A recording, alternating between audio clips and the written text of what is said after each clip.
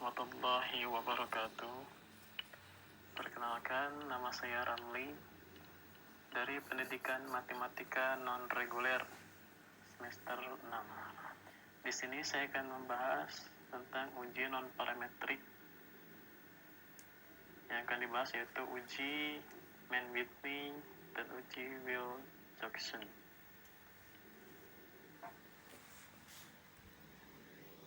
Yang pertama yang akan saya bahas yaitu tentang cara uji Mann-Whitney dengan SPSS.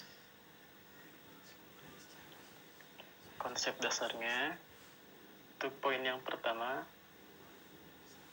uji Mann-Whitney bertujuan untuk mengetahui ada tidaknya perbedaan rata-rata antara dua sampel yang tidak berpasangan. Poin yang keduanya, jumlah sampel yang digunakan tidak harus sama. Maksudnya, ketika kita akan menguji dua sampel di misalkan kelas A dan kelas B. Nah, untuk kelas A dan kelas B-nya, jumlah siswanya tidak harus sama, boleh berbeda antara kelas A dan kelas B-nya. Poin ketiga, uji Mann-Whitney merupakan bagian dari statistik non-parametrik. Maka, dalam uji Mann-Whitney tidak diperlukan data penelitian yang berdistribusi normal dan homogen. Uji Mann-Whitney digunakan sebagai alternatif dari uji independen sample test jika data penelitian tidak berdistribusi normal dan tidak homogen.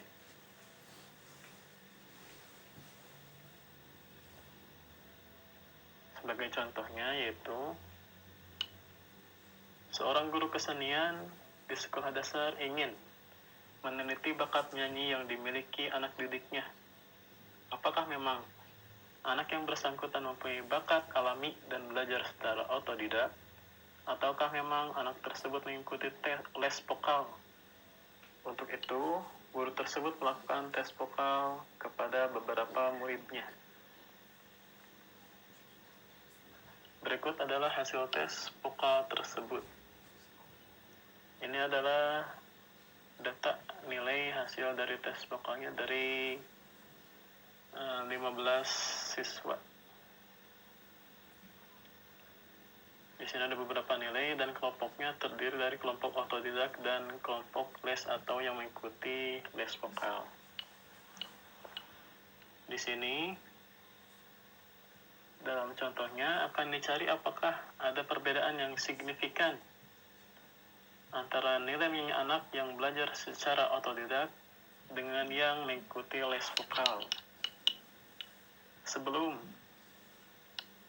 kita menggunakan SPSS-nya, kita terlebih dahulu mempersiapkan data nilai dalam bentuk Excel. Nah, seperti ini bentuknya. Setelah sudah siap,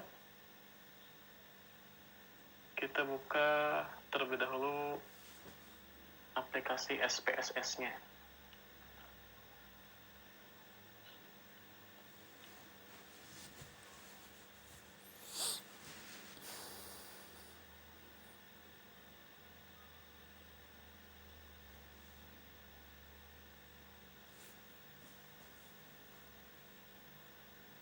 Nah, bentuk tampilannya seperti ini.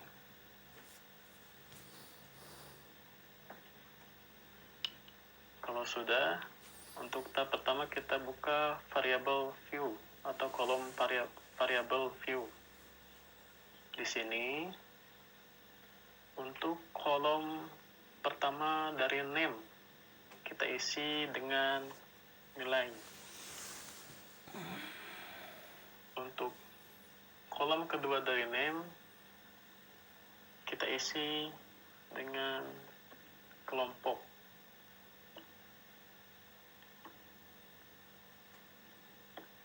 Di sini, tipenya, dua-duanya kita isi dengan numerik, biarkan saja, bitnya 8, dan desimalnya kita ganti dengan 0.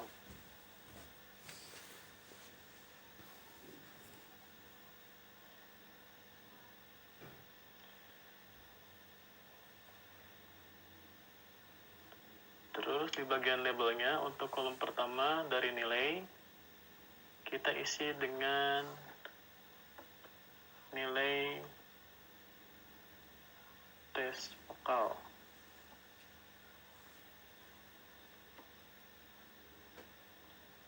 Untuk ini, label kedua dari kelompok kita isi dengan kelompok.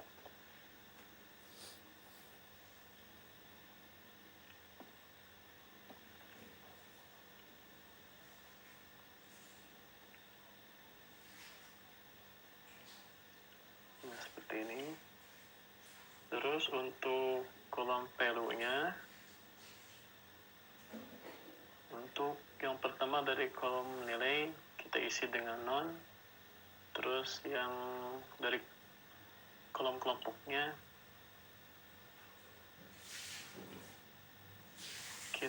yang value-nya kita isi dengan 1.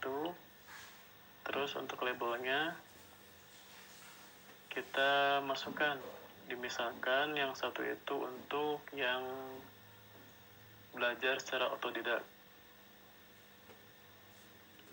kita isi dengan otodidak.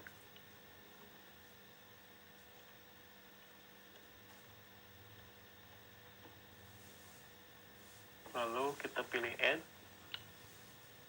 Terus untuk value keduanya, untuk mewakili label dari murid-murid yang mengikuti les, maka di sini diisi dengan les. Lalu kita add. Kalau sudah, kita pilih OK.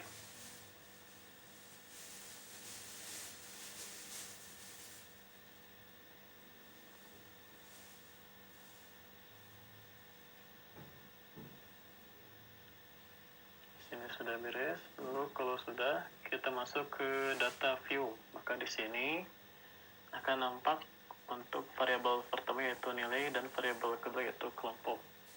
Kalau sudah, kita masukkan data dari tabel yang di Excel itu. Kita masukkan untuk variabel nilai dan kelompoknya. Kita blok terlebih dahulu. Lalu kita copy. Kita paste di sini. Nah, tampilan akan seperti ini. Di sini kan untuk kelompok muncul angka kosong semuanya ya. Maka untuk mengetahuinya, kita lihat lagi ke variabel view. Kita lihat di value. Di sini akan nampak untuk otodidak yaitu diwakili dengan angka 1, yang untuk mengikuti les diwakili dengan angka 2. Maka kalau sudah, di data view-nya angka yang kosong-kosong ini untuk yang otodidak diganti dengan angka 1, dan yang untuk anak-anak yang mengikuti les diganti dengan angka 2. Kita lihat ke Excel-nya.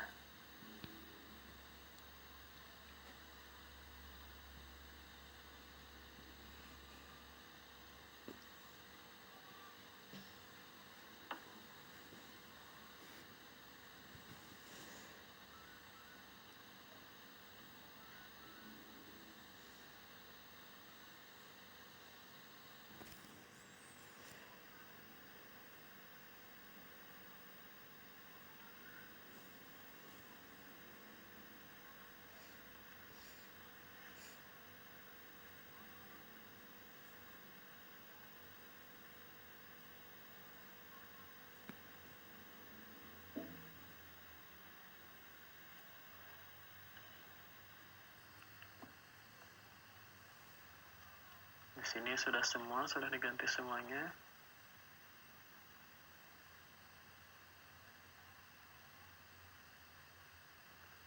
Di sini sudah diganti, untuk yang otodidak diganti dengan angka 1, untuk yang les diganti dengan angka 2 atau diwakili dengan. Untuk berikutnya, kalau sudah diganti semuanya, langkah selanjutnya kita simpan. Kita simpan save. Lalu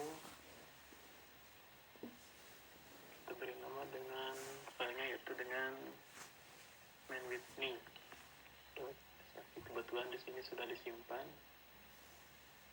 Jadi seperti ini tampilannya. Kalau sudah, di sini kita nomor dokumennya main with me. Kalau sudah, kita pilih analis. Terus kita pilih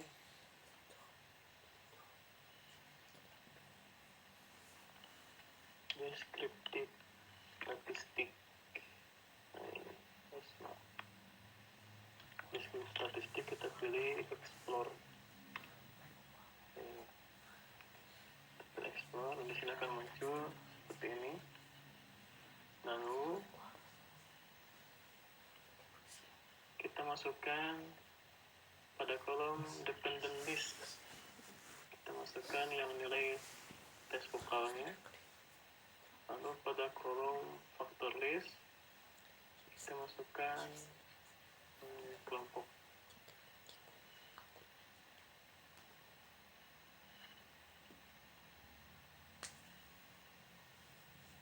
Lalu pilih statistik.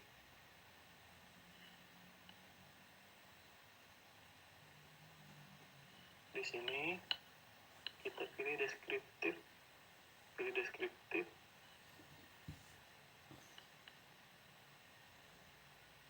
Lalu pilih continue. Selanjutnya kita pilih plot. Di plot kita pilih factor level together. Kita pilih factor level together.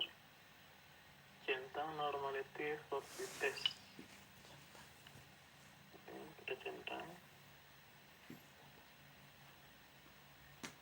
Pilih, lalu kita pilih power estimation. Lalu klik continue. Kalau sudah, kita oke.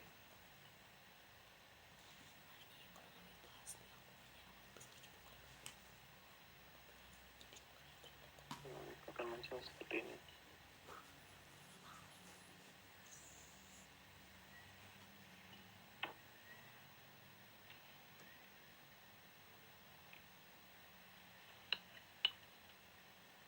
Berdasarkan hasil tersebut, dilihat dari data deskriptif bahwa nilai rata-rata yang autodidak adalah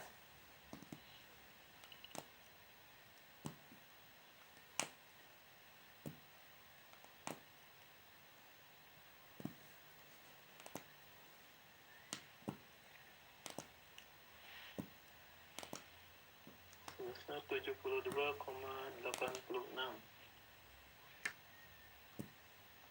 Sedangkan rata-rata yang mengikuti les yaitu sebesar 68,13 data statistiknya. Selanjutnya, berdasarkan hasil uji normalitas data yang autodidak, nilai signifikansi ujinya adalah sebesar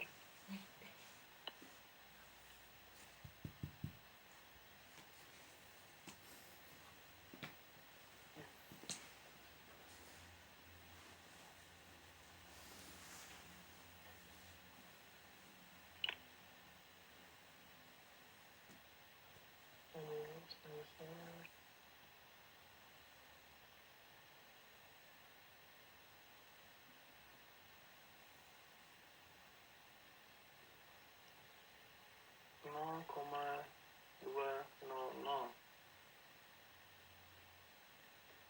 sehingga data tidak berdistribusi normal.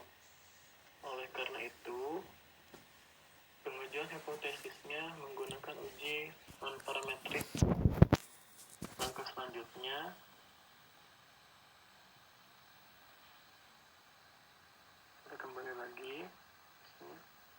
kita pilih analis. Di analis kita pilih non-parametric test. Selanjutnya kita pilih legacy dialog. Di legacy dialog, lalu kita pilih dua independent sample seperti ini.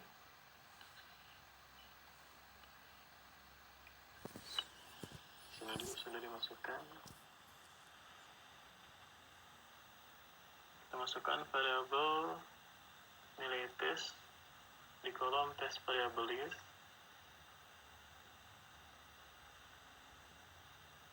Dan kelompok di kolom grouping variable. Lalu kita pilih define group di sini. Kebetulan sudah, kita pilih define group. Lalu tuliskan angka 1 dan angka 2 nantinya. Lalu pilih continue. Kebetulan di sini sudah.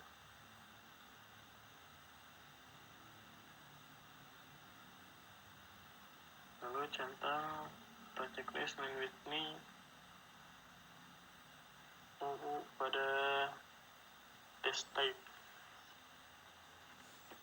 atau test type.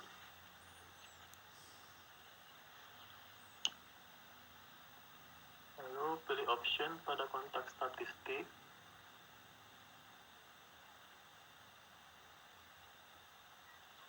Pada kotak statistik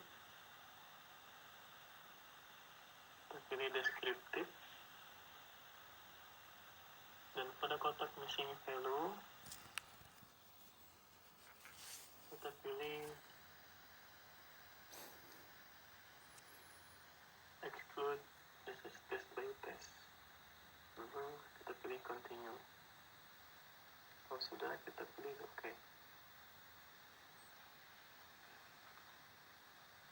Berdasarkan hasil tersebut,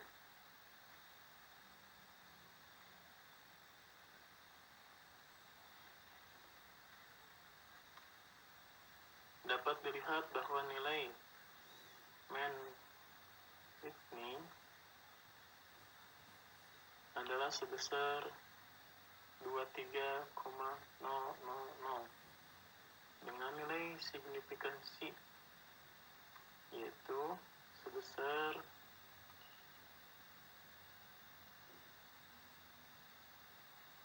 0,613. Nilai signifikansi ini lebih besar dari taraf signifikansi itu 0,05, sehingga dapat disimpulkan bahwa kedua kategori sikap terhadap atau nilai dari hasil tes vokal yang otodidak dan yang mengikuti les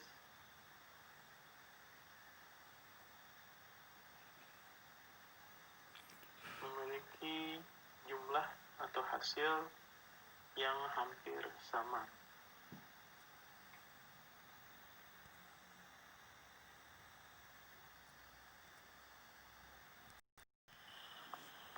Untuk yang keduanya, saya akan membahas tentang uji Wechterson dengan SPSS. Konsep dasarnya untuk poin yang pertama, uji Wechterson bertujuan untuk mengetahui ada tidaknya perbedaan rata-rata dua sampel yang saling berpasangan. Poin yang kedua, data penelitian yang digunakan dalam uji Wechterson idealnya adalah data berskala ordinal atau interval. Poin yang ketiga, uji Wechterson merupakan bagian dari statistik non-parametrik, maka dalam uji Wechterson tidak diperlukan data penelitian yang berdistribusi normal. Untuk poin terakhir, poin yang keempat, uji Wechterson digunakan sebagai alternatif dari uji Feyerabd sampel t-test jika data penelitian tidak berdistribusi normal. Sebagai contoh di sini, sebuah perusahaan sedang mengembangkan suplemen penambah berat badan pada anak-anak. Perusahaan ini ingin mengetahui khasiat suplemen tersebut sebelum dipasarkan secara komersial. Untuk itu, perusahaan mencoba obat tersebut secara kontinu terhadap 15 orang siswa sekolah dasar yang sudah diukur terlebih dahulu berat badannya. Selang 3 bulan kemudian, siswa-siswi tersebut diukur kembali berat badannya untuk mengetahui apakah ada peningkatan berat badan yang nyata. Berikut adalah hasil dari pengukuran. Di sini angka-angkanya angka dalam kilogram. Di sini ada data sesudah dan sebelum dari ke-15 siswa-siswi yang telah diukur berat badannya. Sebelum kita lanjut ke aplikasi SPSS-nya, terlebih dahulu kita siapkan juga data dalam bentuk Excel-nya untuk mempermudah memasukkan data atau input data ke aplikasi SPSS-nya. Kalau sudah, kita buka aplikasi SPSS-nya.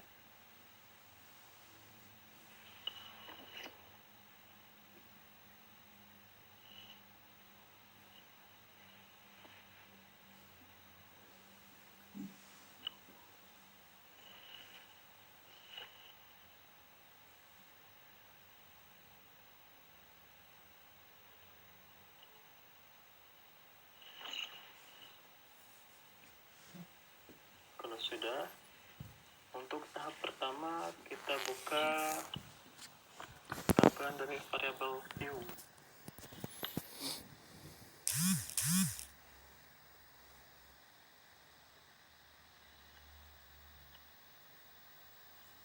Untuk di name-nya kita isi dengan nama sebelum. Untuk kolom pertamanya, untuk kolom keduanya kita isi dengan sesudah.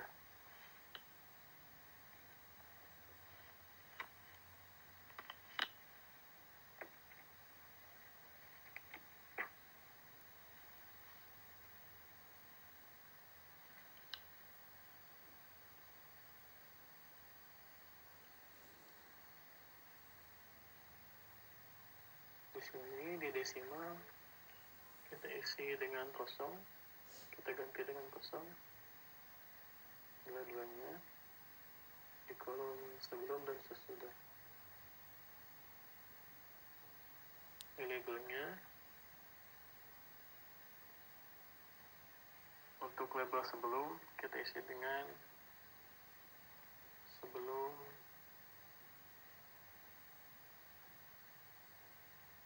mengukur berat badan.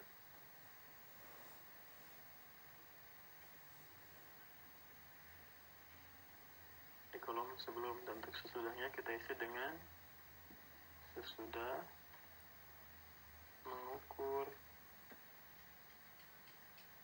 berat badan.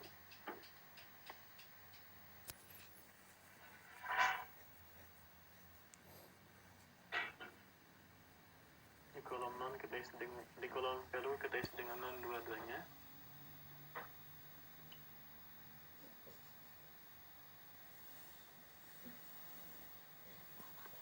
Sudah, image dulu kita isi dengan scale di kolom sebelum dan sesudah. Kalau sudah, kita aktifkan data view. Lalu seperti ini.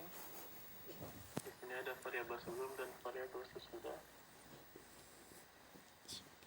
Kalau sudah, kita masukkan data di Excel-nya, yaitu data sebelum dan sesudahnya. Kita blok terlebih dahulu.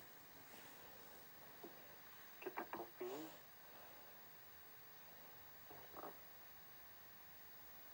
Kita copy. Lalu kita paste di SPSS-nya. Akan muncul seperti ini, nilai-nilai sebelum pengukuran dan sesudah pengukuran berat badan. Kalau sudah, kita simpan dengan nama file itu wilcoxon.sap. Sini kita tinggal klik Wilcoxon.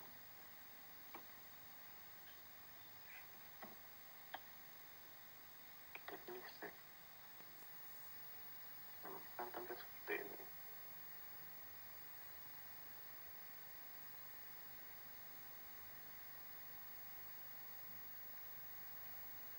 Kalau sudah, kita pilih analis, lalu pilih non-parametric test, lalu kita pilih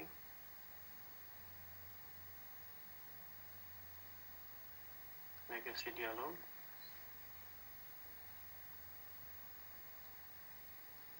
sudah kita pilih to related samples sample.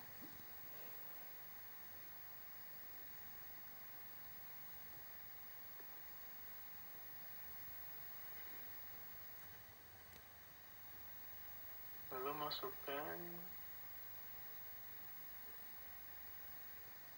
sebelum mengukur berat badan ke variabel 1.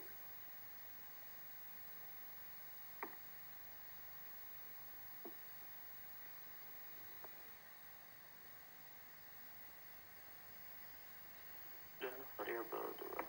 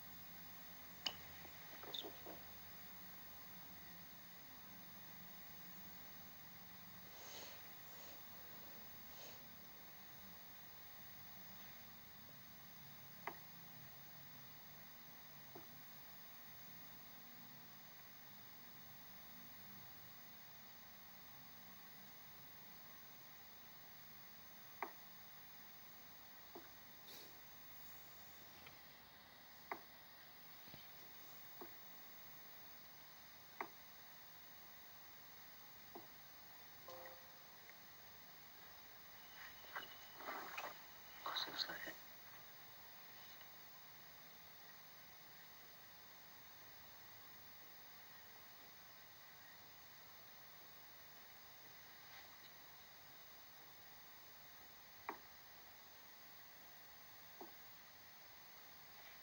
Sesudah mengukur ke variabel 2-nya.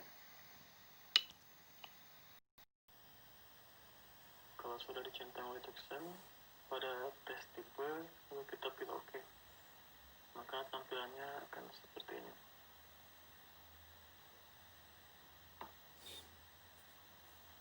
Kita pilih OK, tampilannya seperti ini.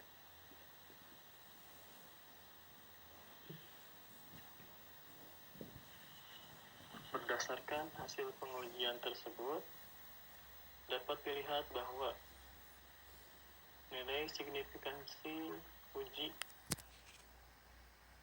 atau sin to toiletnya adalah sebesar 0,02.